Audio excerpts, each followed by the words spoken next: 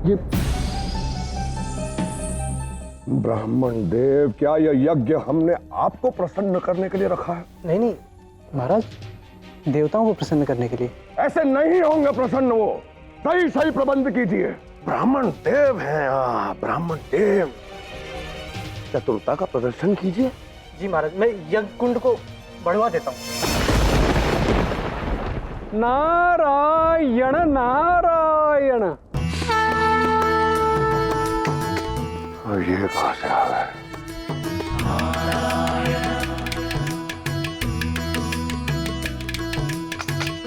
देव ऋषि नारद, आप यहाँ? क्या करूं, तुम्हारी मूर्खता देखकर रहा नहीं गया, इसीलिए तुम्हें सावधान करने चला आया। मूर्खता? नारायण का यज्ञ करना आपको मूर्खता दिखाई देता है? तो इस तात्पर्य से इस सृष्टि के सबसे बड़े मूर्ख कौन हुए? नारायण नारायण, आपके अभीष्ट हैं और हमें ये यज्ञ, ये तप करने का निर्देश शुक्राचार्य ने दिया।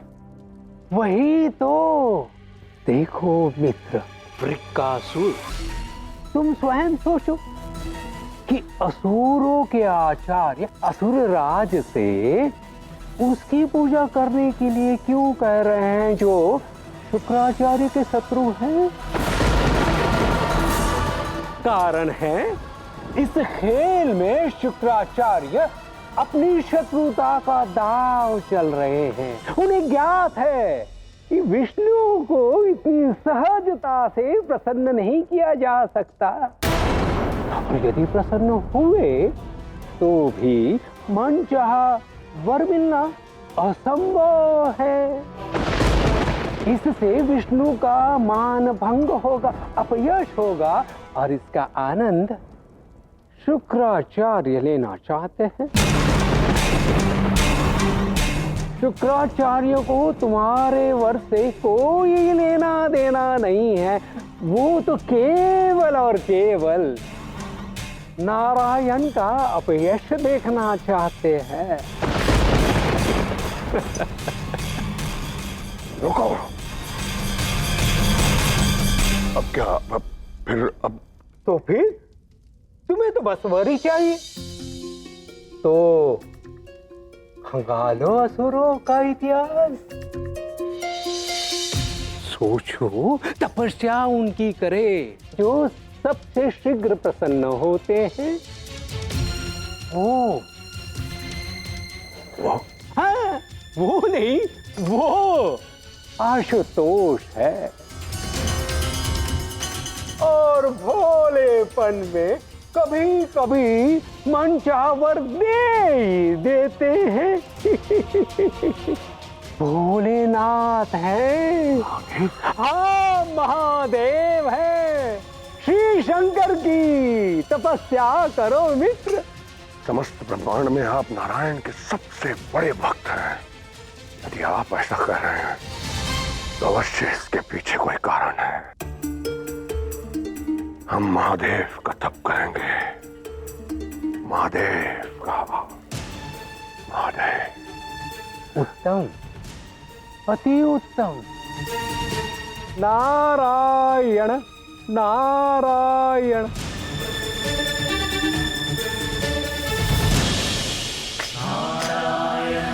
ओम नमः शिवाय। ओम नमः शिवाय। महादेव, मैंने अपने जीवन काल में देवों को अनगिनत आहुतियां दी, कठोर तप किए, परंतु मेरी पुकार किसी ने नहीं सुनी। और आज आपको मेरी पुकार सुननी होगी महादेव।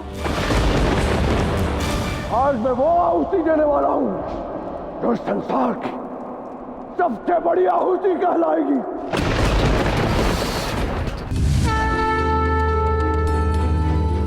प्रणाम महादेव। प्रणाम माता। महादेव, कोई भी निर्णय लेने के पूर्व एक बार उसका परिणाम सोच लीजिए प्रभु। बृकासुर के कोई भी वर मांगने के पीछे उसका एकमात्र उद्देश्य देव समाज को नष्ट करना। कृपा कर हमारी रक्षा कीजिए प्रभु। महादेव उसे वर नहीं देंगे देवराज, आप सभी निश्चिंत होकर के जाइए।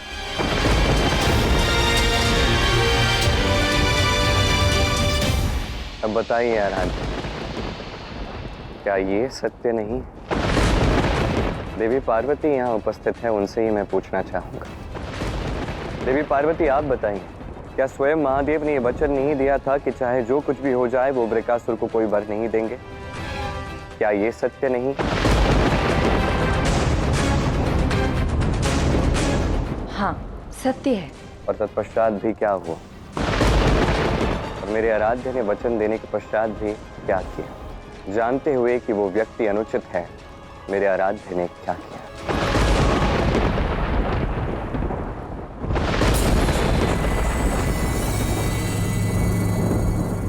मेरी देह आहुति का पहला भाग आपको समर्पित।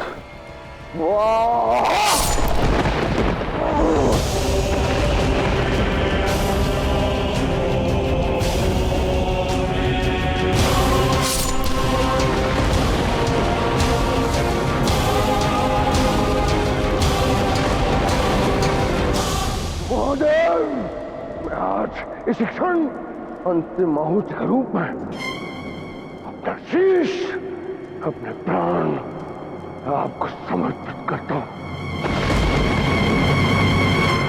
तभी आपको आभास होगा महादेव कि मेरी भक्ति, मेरा तप कोई ढोंग नहीं, सत्य। ये तो अपने प्राण त्यागने जा रहा है, मैं ऐसा नहीं होने दे सकता।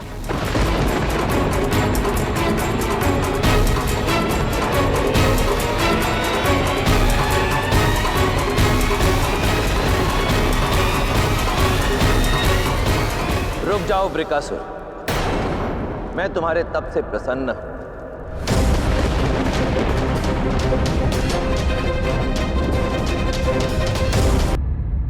पुनः एक बार सोच लीजिए, इसका क्या परिणाम होगा महादेव? कर्म का परिणाम तो होता ही है गौरी, किया जाए तब भी, ना किया जाए तब भी। परंतु तुम ही सोचो गौरी, यदि कोई भक्त अपनी पूरी श्रद्धा के साथ मेरी घोर तपस्या करता है तो ये उसका सत्कर्म है, और यदि मैं उसके सत्कर्म का फल उसे ना दूं तो ये मेरे द्वारा छल कर्म होगा। और यदि मैंने ऐसा किया तो संसार में सभी भक्तों का भक्ति के प्रति विश्वास ही समाप्त हो जाएगा।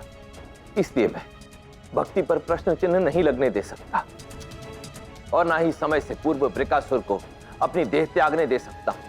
निस्संदेह महादेव, परंतु भक्त के मन का भाव, तप के पीछे उसका लक्ष्य क्या है, ये जानना आवश्यक है। जब भक्ति पवित्र है तो भक्त अपवित्र कैसे हो सकता है गौरी? भक्ति निस्वार्थ होती है, तभी तो पवित्र होती है। जो स्वार्थ के लिए की जाए, जो फल की इच्छा में की जाए, वो व्यापार होता है, और व्यापार के अपवित्र होने की संभावनाएं बहुत होती है महादेव। यदि भक्त ने भक्ति की और उस भक्ति द्वारा मुझे प्रसन्न किया तो ये उसका कर्म है।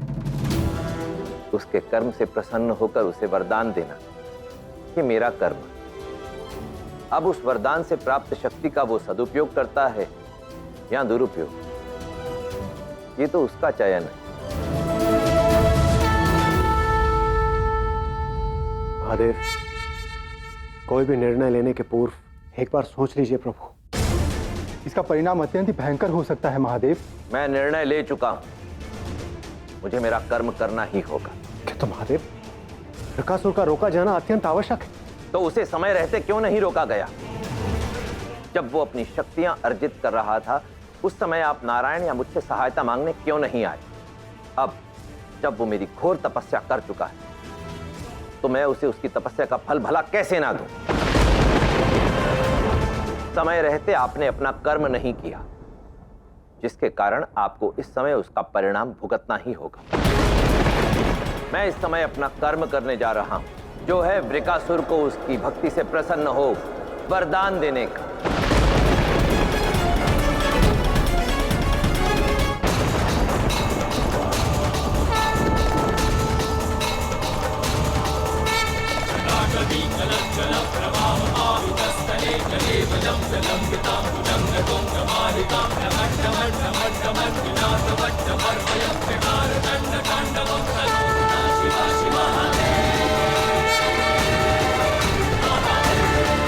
महादेव, अंततः आपने मेरी प्रार्थना सुन ली।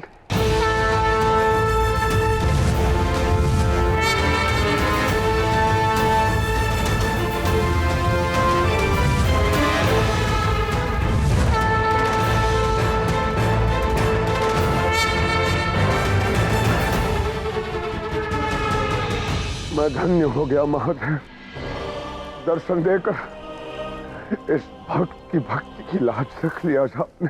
तुम्हारी इसी भक्ति से मैं प्रसन्न हुआ हूं वृकासुर। भगवान के लाखों भक्त होते हैं, परंतु भक्त का केवल एक भगवान, और भक्त को उसके भगवान के दर्शन मिल जाए और उससे अधिक आनंददायी उस भक्त के लिए क्या हो सकता है महादेव। आपके दर्शन पालिए वृकासुर के इस जीवन का देह पूरा हुआ। आपके दर्शन के बाद इस शरीर का कोई लाभ नहीं। मैं इसको आपको आहूत करता हूं महादेव। ओम नमः शिवाय। रुक जाओ वृकासुर, अब तुम्हें और आहुति देने की कोई आवश्यकता नहीं। मैं यहां कुछ लेने नहीं, देने आया हूं। मांगो, क्या वर मांगते हो?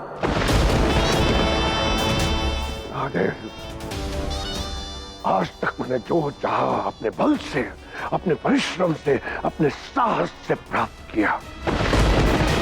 बस एक ही कमी है महादेव, जो आपके आशीष के बिना पूर्ण नहीं हो सकती। कैसी कमी वृकासुर? मैं बहुत लंबा जीवन जीना चाहता हूं महादेव, ताकि मैं आपकी अनंत भक्ति कर सकूं। मुझे अजर अमर कर दो महादेव, मुझे वर दे महादेव कि संसार में मुझे कोई ना मार सके, मृत्यु भी नहीं। कोई वही वस्तु दे सकता है जो उसके अधिकार क्षेत्र में, और किसी को अजरता और अमरता का वरदान देना मेरे अधिकार में नहीं। तुम्हें तो क्या, मैं स्वयं को भी अजर और अमर होने का वरदान नहीं दे सकता। यदि मैंने ऐसा किया तो सृष्टि पर घोर संकट आ जाएगा। जब आप ही असहाय हैं महादेव, तो कोई बात नहीं। मेरे इस कर्म को बिना फल के जाने दीजिए महादेव। अंतिम आहुति की आज्ञा दे महादेव। ओम। रुक जाओ वृकासुर, हट त्याग दो, कुछ और मांग कर देखो। रहने दे महादेव, एक वर्ष से सृष्टि संकट में आ गई, आप रहने दे। वृकासुर, मेरे धैर्य की परीक्षा मत लो, वरदान मांगो। यदि मैं अजर अमर नहीं हो सकता तो आप मुझे किसी को भी मारने की, मृत्यु देने की शक्ति दें। मुझे वर दे महादेव, मैं जिस किसी के सर पर हाथ रखूं भस्म हो जाए। बोलो महादेव, क्या ये वर दे पाएंगे आप मुझे? क्या तुम्हें पूर्ण विश्वास है कि तुम यही वरदान चाहते हो? मैं यही चाहता हूं। मुझे ये वर, ये महावर दे दीजिए। तथास्तु।